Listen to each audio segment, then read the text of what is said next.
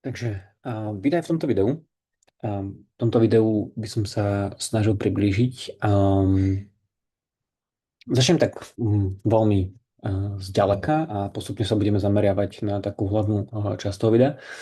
Čiže chcel by som tu trošku poukázať na to, okolo čoho sa teraz chcem snažiť sústredovať svoj coaching, respektíve celé svoje pôsobenie, pretože už to presahuje aj ten coaching všeobecne. Ja som posledného pol roka, 3/4 sústredil celú tú svoju prax okolo, povedzme, takých troch hlavných platform sebarozvoja, a to je, povedzme, telo, mysel a duch.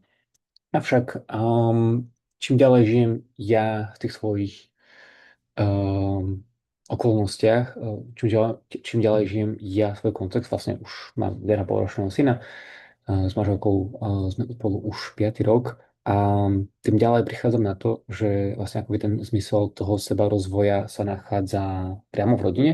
To by som chcel ako koncept tuto predstaviť. A preto by som chcel okolo tohto konceptu, respektíve okolo rodiny čo najviac stredovať celé svoje pôsobenie, či už formou nejakých akože, priamých coachingov, či už formou rôznych programov, stretnutí, komunity a tak ďalej. A robí to veľmi veľa ľudí, z čoho sa teším.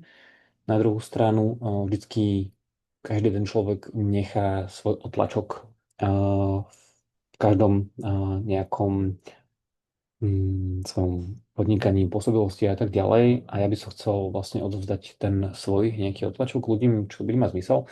Samozrejme si uvedomujem, že asi môj taký najpriamejší zásah bude na mladých mužov, niečo podobné ako som ja. Avšak ja si myslím, že a toto je jeden asi z najdôležitejších bodov, ktorý by som chcel zdôrazňovať.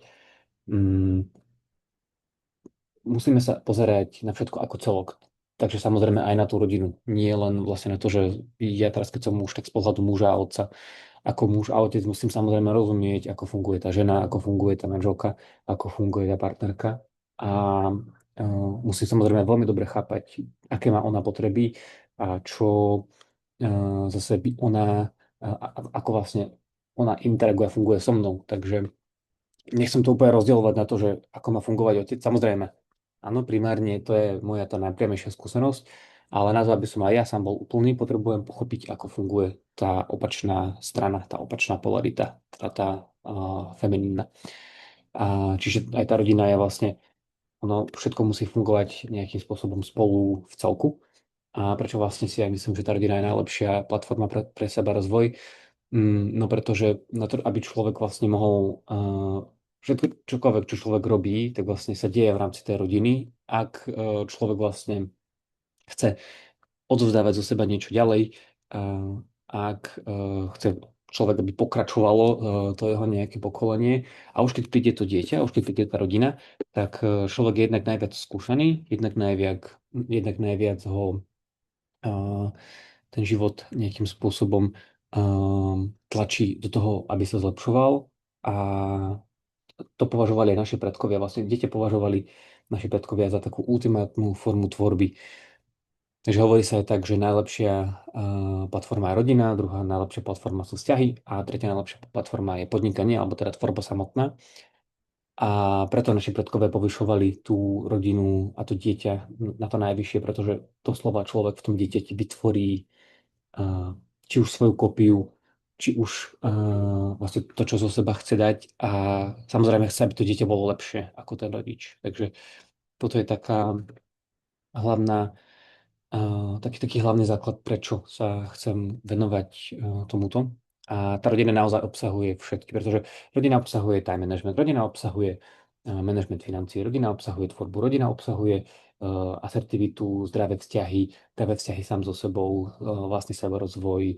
Takže rodina má tak veľmi veľa oblastí, ktoré obsahuje a ktoré vlastne človek sa vtedy musí učiť, že všetky, de facto všetky. Takže asi by sme mohli plynulo prejsť k tomu, aké sú tie oblasti. Budem sa snažiť všetko podávať z čo najväčšieho nadhľadu, pretože nadhľad za mňa znamená nejakým spôsobom vyznanie sa v samotnej komplexite. Čím viacej ideme do nadhľadu, tým viac z diaľky vidíme veci a tým taký triezvejší úsudok nad nimi môžeme mať. Tým viacej môžeme ísť do hĺbky a nadhľad takisto si myslím, že znamená sloboda, lebo keď je človek príliš na niečo upätý, tak zväzuje ho to. Zväzuje ho to, že nevie napríklad, čo má robiť, alebo um, nevie sa proste vyznať v tom, kde sa nachádza. Takže myslím si, že ten nadhľad je taká dobrá, um, taký veľmi dobrý spôsob, ako sa vyznať v čo najviac týchto veciach. Takže tak. No a prečo sebarozvoj? Ešte to by som mohol uviesť. Sebarozvoj si myslím, že je jeden z takých základných zmyslov života. Samozrejme, život samotný je zmysel, vytvárať život a tvoriť vo všeobecnosti. A človek prirodzene chce byť lepší ako včera. Dnes chce byť lepší ako včera. Zajtra chce byť lepší ako dnes. Takže ten sebarozvoj je taký vývin, taký pohyb smerom nahor. Všetci chceme neustále niečo zlepšovať, chceme proste výsledky a tak ďalej. Toto ako nie je úplne zmysel toho. Ale teda je to jeden zo zmyslov života a tým pádom všetci hľadáme nejako prirodzene tú najlepšiu formu toho sebarozvoja. A preto si myslím, že keď človek vyhľadá tie správne platformy, tak ten sebarozvoj jednoducho, povedzme, že príde sám, alebo je nútený už človek, aby ten sebarozvoj v nejakom bode začal riešiť. No a samozrejme nemusí byť rodina pre všetkých. Niekto nechce rodinu, niekto chce život o samote, niekto chce život bez nejakých záväzkov. Všetko, čokoľvek, čo robíme, má svoje následky. Takže keď zo svojej nejakej zdravej, nezdravej pozície vytvorím rodinu, ktorá bude zdravá alebo nezdravá, samozrejme to má svoje následky. Vytvárame si potom nejakú akoby tú rodinnú karmu v úzovkách alebo tie rodinné vzorce, nejakú tú rodovú postupnosť, ktorá buď tie problémy nabaluje, alebo ich rieši, buď to rozvíja, nerozvíja. Takže toto je určite veľmi dôležitý bod. Nie je rodina pre každého. Musí to byť vedomé rozhodnutie a samozrejme z toho zodpovedného pohľadu myslím, že už teraz sme v takej dobe, že človek chce akoby čo najzodpovednejšie uchopiť tú rodinu. Tým pádom by som to aj tak nazval, že vedomú rodinu, aj keď to vedomé je teraz také kľúčové slovíčko, ktoré je už veľmi opoužívané, ale ísť do tej rodiny vedome znamená ísť práve s tým náhľadom, s informáciami a tak ďalej. Takže aby sme sa dostali do toho jadra veci, tu vlastne máme oblasti, ak to takto zväčším, tu vlastne máme oblasti, ktoré zasahuje rodina, ako z môjho toho nejakého uhla pohľadu, a čo ja registrujem od klientov. Samozrejme ten zoznam pribúda.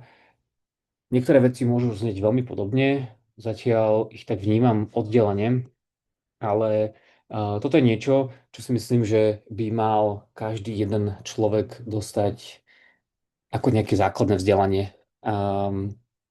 Či už, a myslím si, že by, a samozrejme to naši predkovia robili, len sa na to teraz rozpomíname, mala by to byť taká, k tomuto by sme mali byť vedení od škôlky, respektíve od narodenia, vidieť to akoby vo vzore rodičov a postupne byť s tým zoznamovaný, pretože keď človek založí rodinu, ja som tiež mal túto skúsenosť, tak zrazu príde tak veľmi veľa tém, ktoré človek nemal doteraz obsiahnuté, alebo mal ich, ale ako až tak ich neovláda.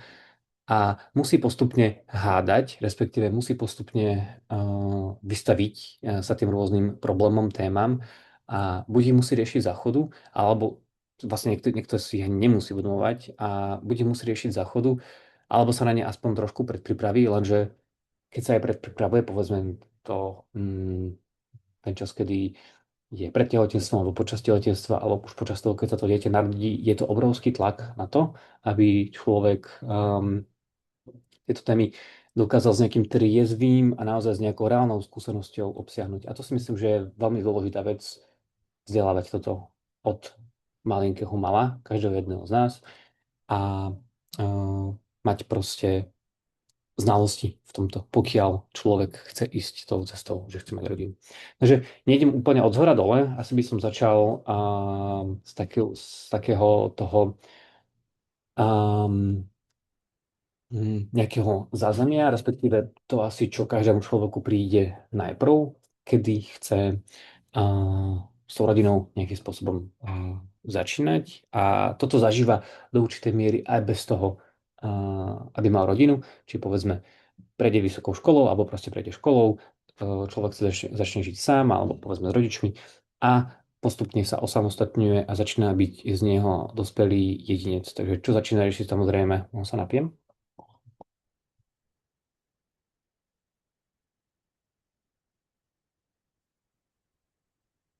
Takže čo začína riešiť? Samozrejme klasický time management, nejakú prioritizáciu, financie a tak ďalej, nejaký management regenerácie. Takže ak by sme si toto mali v jednoduchosti zhrnúť, time management, obrovská téma sama o sebe, či už pre človeka, ktorý pracuje, niekde začína pracovať, alebo vo všeobecnosti pracuje, time management je samozrejme téma na celý život a vlastne ako si deliť ten čas v samotnej práci, ale samozrejme aj čas mimo práce, ako si rozdeliť povedzme ten čas do aj zvyšných oblastí, ako si rozdeliť ten čas povedzme na zdravie, na cvičenie a tak ďalej. Takže obrovská téma sama o sebe.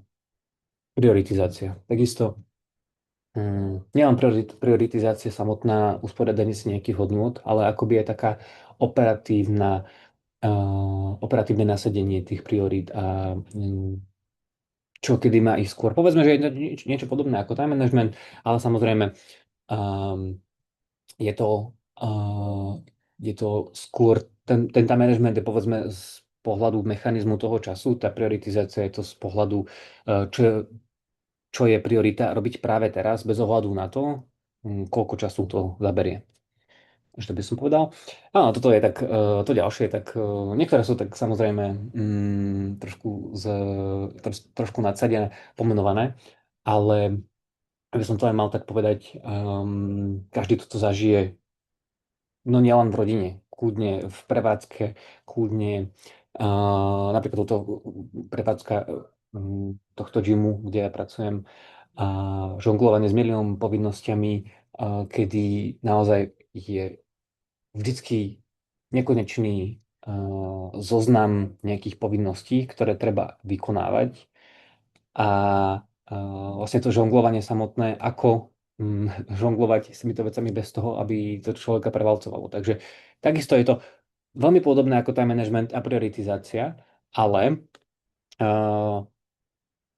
líši sa to práve z toho, že sú to nekončiace veci, sú naozaj nekonečné veci a vlastne ako postupne s tými loptičkami prehadzovať tak, aby človeka proste neprevalcovalo to, že síce dobre, je tu povedzme prevádzka nejakého gymu, a samozrejme je prevádzka doma, je prevádzka povedzme v podnajme alebo jednoducho niekde, kde ten človek žije a tak ďalej. Takže aby to jednoducho človeka neprevalcovalo. Čiže ďalej môžeme ísť. Nie je to bohužiaľ v nejakom takom poradí očíslované, pretože samozrejme tie oblasti stále pribúdajú, ale doteraz ich mám napočítaných asi 60 a hovorím, ten zoznam stále rastie. Takže prejdeme si to, kľudne si to počítajte vy. Sú to povedzme nejaká štvorka. Takže tak, čiže zázemie a priestor lásky.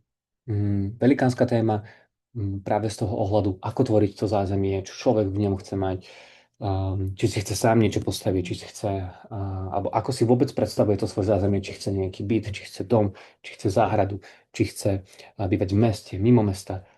Ako si toto hodnotovo usporiadať tak, aby dokázal vytvoriť to správne prostredie pre tú svoju rodinu, pre seba, pre partnerku a tak ďalej.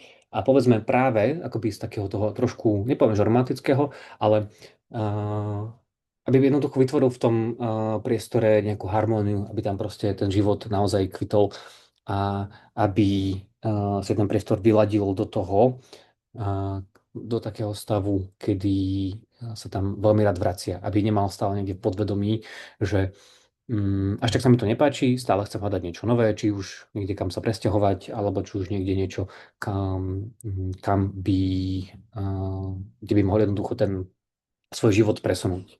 Takže toto je za mňa tiež téma. Na celý život nemusí si to človek uvedomovať, respektíve nemusí to človek mm, nemusí to byť tak, že raz sa presťahujem a hotovo. Môže to mať, že presúva sa z jedného miesta a akoby stále to hľadá, čo je takisto úplne v poriadku. A dôležité je, aby mal akoby v tom úvode alebo aj v akomkoľvek bode života sa nachádza, aby vedel, čo od toho zázemia chce a nejako si to hodnotovo usporiadať. Že, takže tak. Schopnosť vytvárať a držať bezpečný priestor v rámci domácnosti, ale aj rodiny všeobecne. Toto je obrovská téma. Ja si myslím, kto je rodič, toto naozaj rozumie. Či už sa dejú nejaké konflikty, alebo či už je len nejaká bežná, nejaká prevádzka rodinná, bežný nejaký chaos alebo poriadok, držať bezpečný priestor bez toho, aby boli pravidelné nejaké nervové, emočné uvoľnenia. To je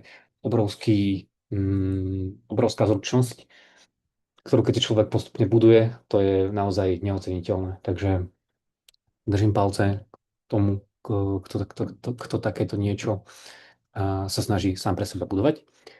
Výber okruhu kamarátov, okolia alebo proste ľudí, ktorí pristupujú k výchove, k životnému štýlu, podobne. Vyber svoje bubliny, svojho poľa lásky. Tak by som to aj nazval. Nemusí to byť stále v kontexte rodiny, pretože rodina môže vznikať oveľa skôr, ako je tam to dieťa a ten partner. Samozrejme to vzniká vtedy, keď sa ten muž alebo tá žena postupne rozhodujú, že áno, chcem si vybrať partnera, chcem mať, ja neviem, dieťa a tak ďalej. A vzniká to oveľa, oveľa, oveľa skôr. A ten výber okruhu kamarátov, no samozrejme, že to môže byť ten určitý prvý krok, ktorý človek môže robiť k tomu, um, aby získal povedzme takého toho nejakého partnera. Ja by som to možno, že sem dal takisto, že výber partnera a povedzme taký nejaký, že myslím, že to je nejaké 75 per partnera a kde ho hľadať. Toto sa mi deje jednoducho bežne, že proste ten zoznam takto pribúda, pretože no, nebudem sa toto zakecavať. Takže výber toho okolia, kde naozaj môžete nájsť toho partnera, respektíve ak už ste rodič, výber toho okolia, s ktorými ľuďmi sa chcete stretávať na to, aby ste si naplnili teda ten kalich nielen medzi sebou ako partneri, ale aj s nejakými ďalšími ľuďmi, s ktorými sa obohacujete, s ktorými niečo zdieľate, s ktorými si dôverujete, s ktorými si pomáhate. Obrovská vec. No a time management tohto rádu, tohto druhu. Na to, aby bol človek vyživený, tak ja si teda osobne myslím, a veľmi veľa ľudí mi to potvrdilo, tak potrebuje čas o samote, potrebuje čas spolu celá rodina, čas sami partneri, individuálne jeden partner s dieťaťom, individuálne rodič s dieťaťom, individuálne druhý rodič s dieťaťom. Ak máte deti samozrejme viacej, tak s každým jedným aj nejaký čas o samote. Čiže zoberte si, že toto obsiahnuť povedzme v rámci týždňa alebo mesiaca, plus ak chcete mať vzťahy s kamarátmi a tak ďalej, na toto potrebujete enormné množstvo času. No a ako s týmto narábať? To je teda obrovská téma. Takže aby som sa zbytočne nejako nezakecaval pri každom jednom, len to tak nejako uvediem kontextuálne. Samozrejme, každú jednu túto vec si môžeme detailne rozobrať takto vo videjkách, ale toto si myslím, že je obrovská vec. Každá jedna táto téma, tuto môžeme ísť za každým na hodinovú prednášku, každá jedna takáto téma. Takže management financií, samozrejme, keď je človek sám, keď už má človek rodinu, je toto naozaj obrovská vec. Ako do toho zapojiť štát alebo nezapojiť štát, ako vlastne narábať či už s materskou, rodičovskou, s otcovskou, ako to funguje s dvoma príjmy, ako to funguje s výdavkami, ako to funguje s jedným príjmom, respektíve Do tohto môžeme zahrnúť aj nejaké hospodárstvo, ktoré je nižšie, že či človek naozaj chce fungovať len tak, že príjem do domácnosti, čo sa týka peňazí a z toho kupovať všetko, alebo začať nejaké svoje mini hospodárstvo v podobe záhradky, v podobe nejakého chovu jednoduchého, či už nejaké len sliepky, alebo tak, nejaké zvieratka, či už nejaký rybolov, či už vytváranie nejakých domácich produktov, v zmysle nejaký chlieb, nejaké jogurty, nejaké syry, alebo chce naozaj fungovať len na kupovaných produktoch. Samozrejme, sme to, čo jeme, takže ako si vybrať kvalitu tých produktov,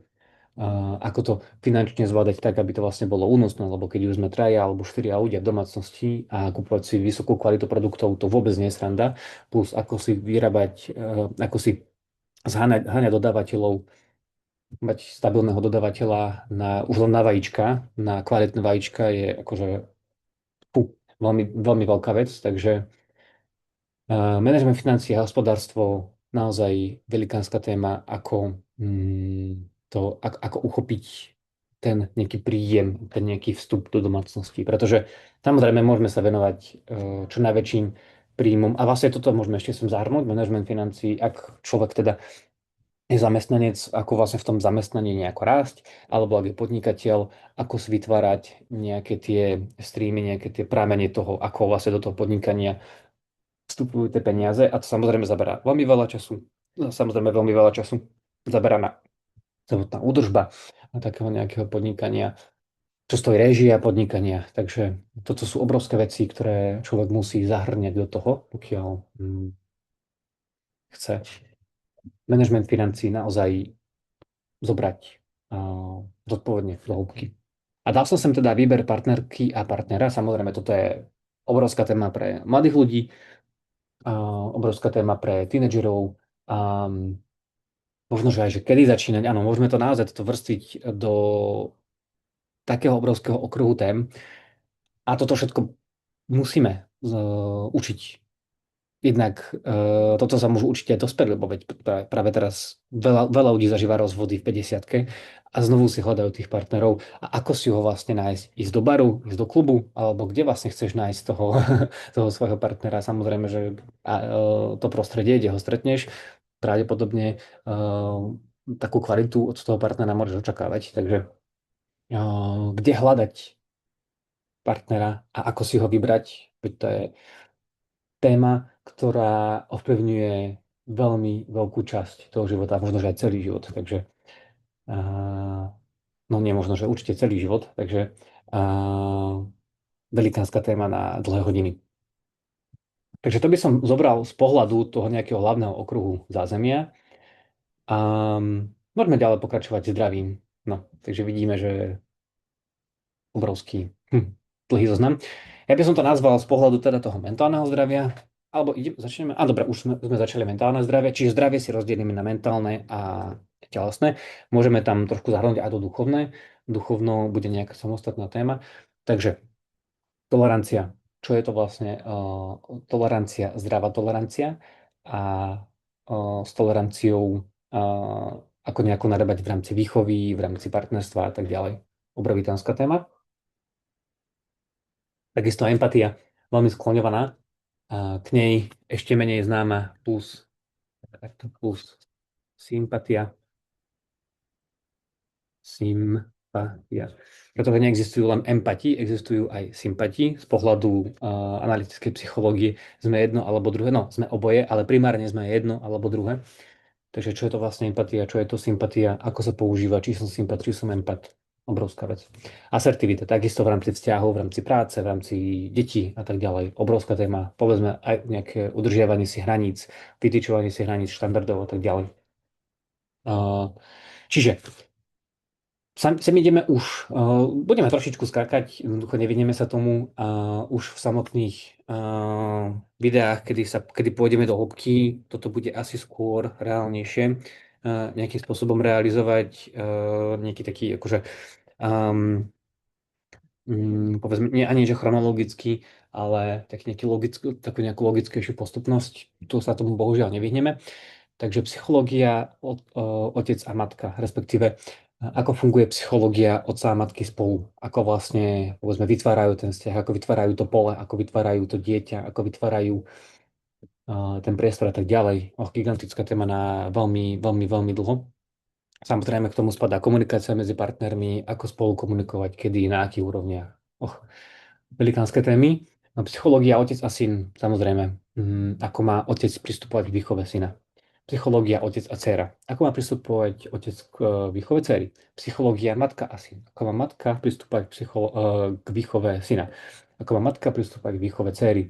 Takisto velikánske témy. Základ vývoja osobnosti. Ako funguje základ toho vývoja toho malého človečika, ktorý príde na svet a vlastne kedy sa mu buduje tá nejaká osobnosť, kedy sa mu buduje tá jeho,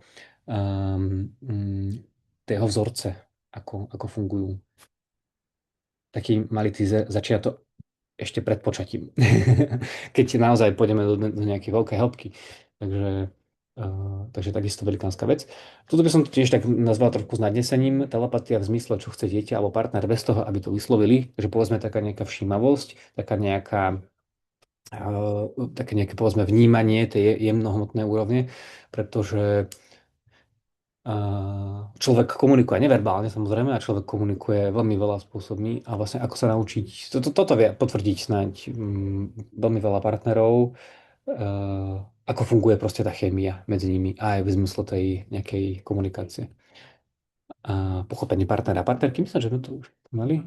No, pochopenie takisto, povedzme tiež z takého iného uhla pohľadu, kedy ten muž, ten otec by mal pochopiť tú rolu matky a ako s ňou narábať, pochopiť aj v zmysle nielen teda, čo sa tam deje, ale vedieť dať aj takú nejakú sympatiu, prejaviť nejakú sympatiu, empatiu voči tomu, keď tá matka zažíva nejakú ťažkosť alebo naopak zažíva uh,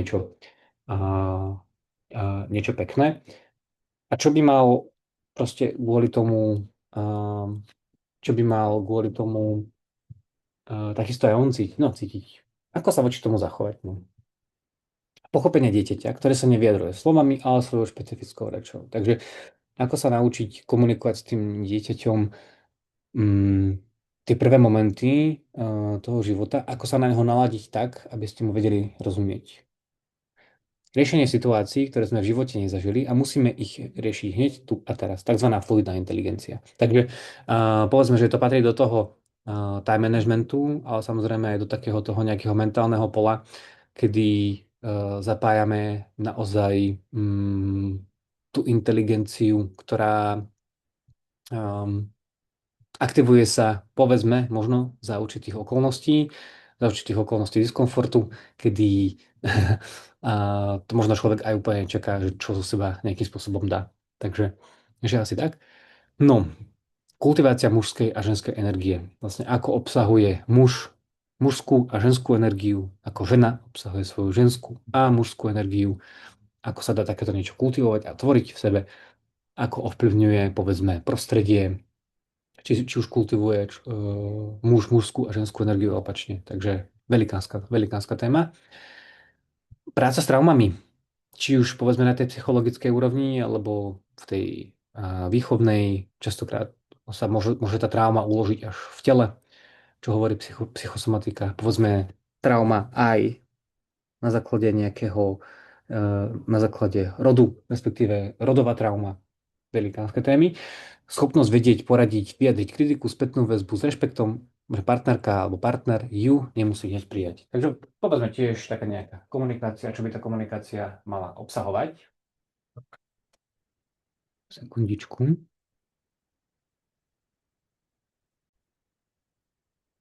Takže pokračujeme. Čiže toto tiež patrí pod tú komunikáciu s partnermi. Povedzme taká nejaká práca s tvrdohlavosťou, ale samozrejme podávať kritiku, povedzme konštruktívnu versus deštruktívnu, obe sa používajú. Treba vedieť, kedy. Schopnosť vedieť, nechať si poradiť, upustiť od toho, že vieme všetko a byť otvorený, samozrejme. Veľmi jednoducho podané, ako znie takáto téma, ale takisto, ako povedzme pracovať sám so sebou a v úzovkách s tým svojim egom na to, aby sme vedeli vytvoriť práve, povedzme, ten bezpečný priestor k tomu, že zdieľa sa medzi sebou. Takže tak. Povedzme teraz tie duchovné nejaké potreby v rámci duchovného zdravia, takže práca s generačnými traumami a vzorcami, velikánska téma. Ako sa tie traumy medzi tými generáciami nejakým spôsobom posúvajú. Už len vzorce, ako fungujú v rámci nejakého podávania a ako fungujú práve tie traumy, to je obrovská vec. Zmysel života. Čo je vlastne zmysel života? Taká veľmi hlboká, pre niekoho možno aj taká plitká otázka, ale samozrejme toto si musí človek vedieť odpovedať ideálne za každým v nejakom štádiu svojho života. Duchovné zázemie v rodine, ako vlastne smerovať to duchovné zázemie v rodine tak, aby vytváralo a prispievalo takisto k tomu priestoru polulásky, k tomu zázemiu, k tomu, aby tam bol ten bezpečný priestor. A samozrejme duchovný význam rodiny, čo vlastne rodina znamená aj práve z takého toho hlbšieho pohľadu. Toto je akoby takou súčasťou toho, že vlastne tá rodina a ten jej význam je proste ďaleko siahly. Nie je to len o tom mať proste deti a tak ďalej, ale čo to proste pre nás znamená z toho hlbšieho pohľadu.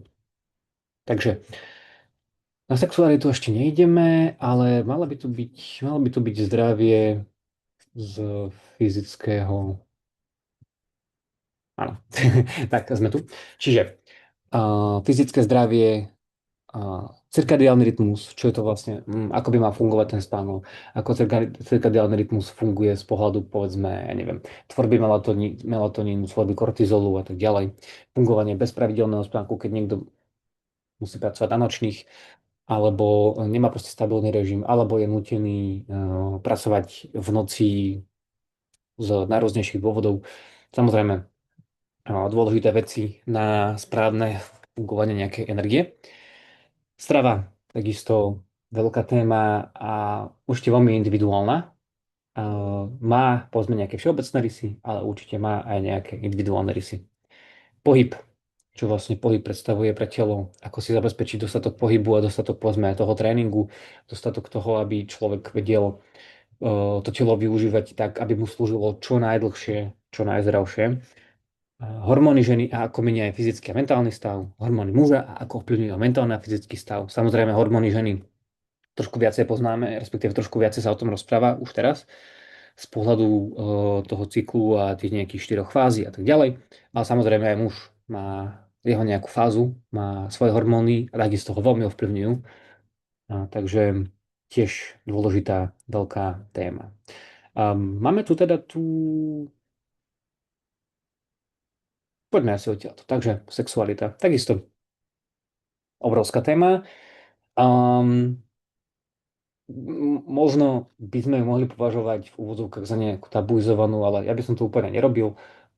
Je to téma ako každá iná, je takisto veľmi dôležitá ako každá iná a treba ju proste mať nejakým spôsobom zvládnutú, treba ju ovládať, treba vedieť, ako funguje mechanika výmeny energie muža a ženy, aké majú z tohto ohľadu potreby.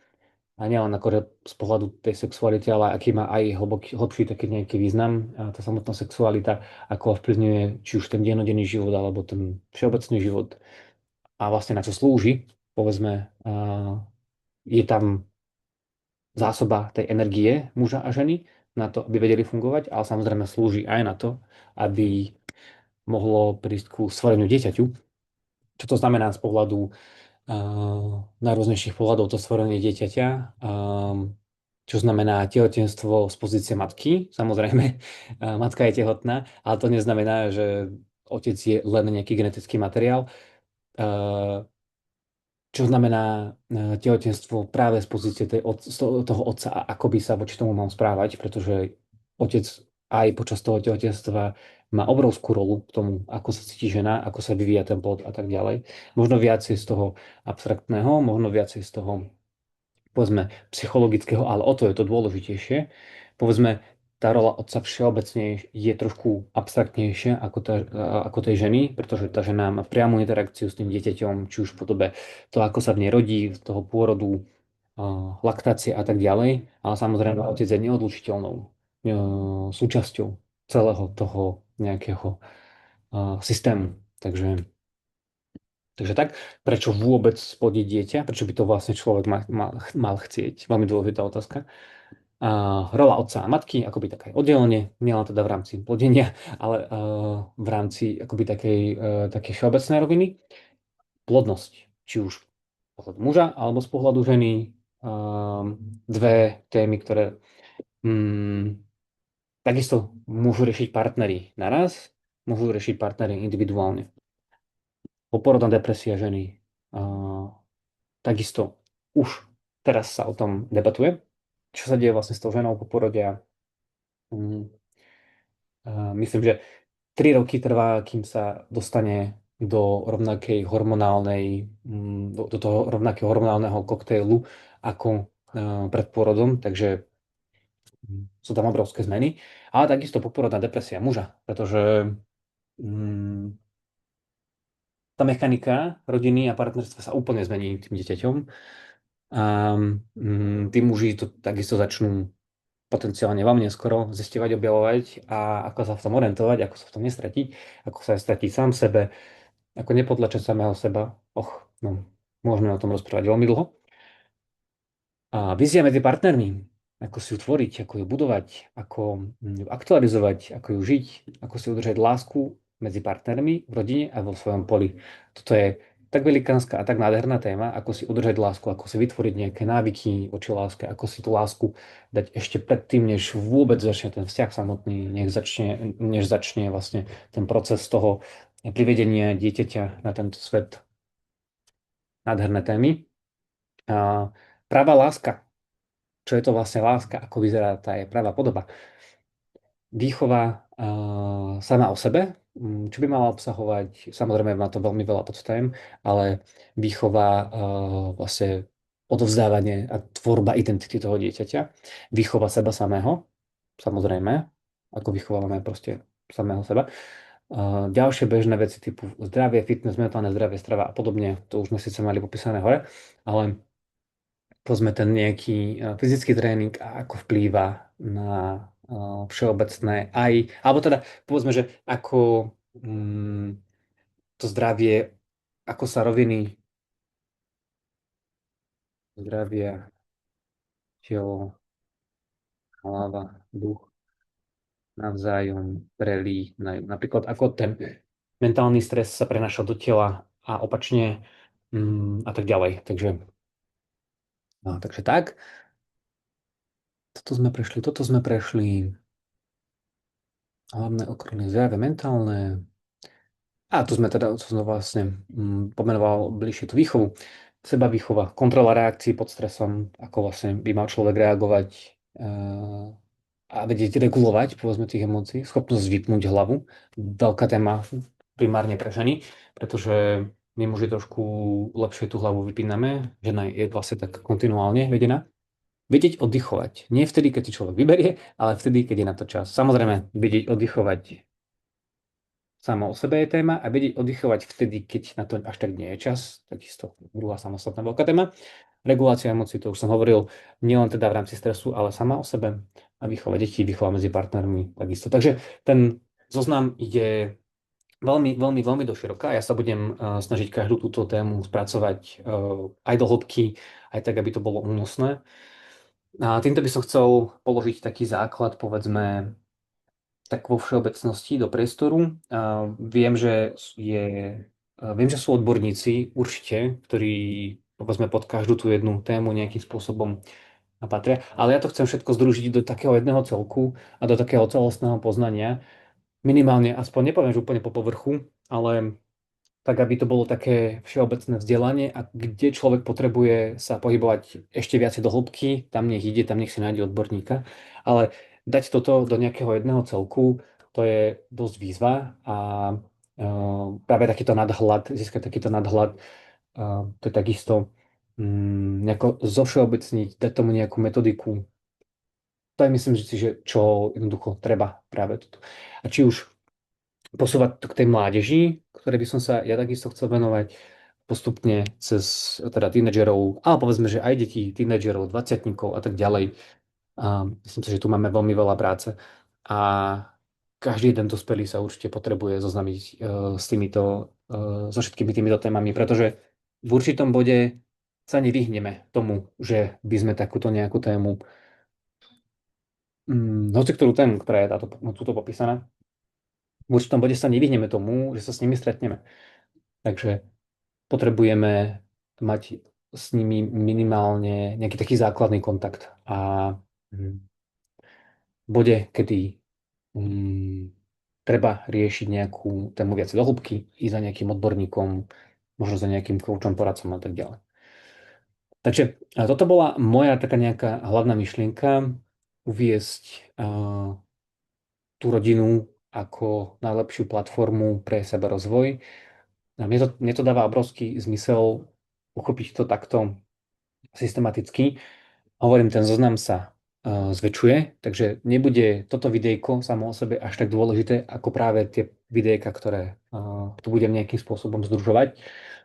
A uvidím, v akej nejaké frekvencii sa mi to bude dariť spracovávať tieto videjka, lebo nebude to, asi to nechcem robiť formou, že každé jedno video bude mať hodinu, uvidím.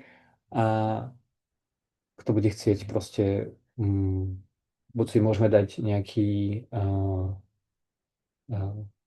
stretnutie jeden na jedného, alebo môžem odporučiť literatúru a tak ďalej. Čiže za každým nejaké intro. Ďakujem vám pekne za pozornosť, dúfam, že sa vám to páčilo. Kľudne mi dajte vedieť lajkom, komentárom, odberom, ako sa vám takáto forma tvorby páči. A samozrejme, pôsobím ako coach, pôsobím ako povedzme taký holistický aj nejaký poradca, sprievodca.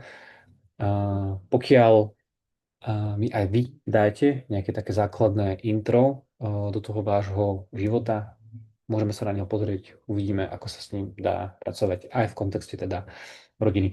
Budete mať v popise videa link na stretnutie, také všeobecné, úvodné, ktoré je zadarmo. A vlastne to je taký odrazový mostík k tomu, či je tam nejaký priestor na spoluprácu alebo nie je. Takže ďakujem ešte raz za pozornosť a vidíme sa pri ďalšom videjku.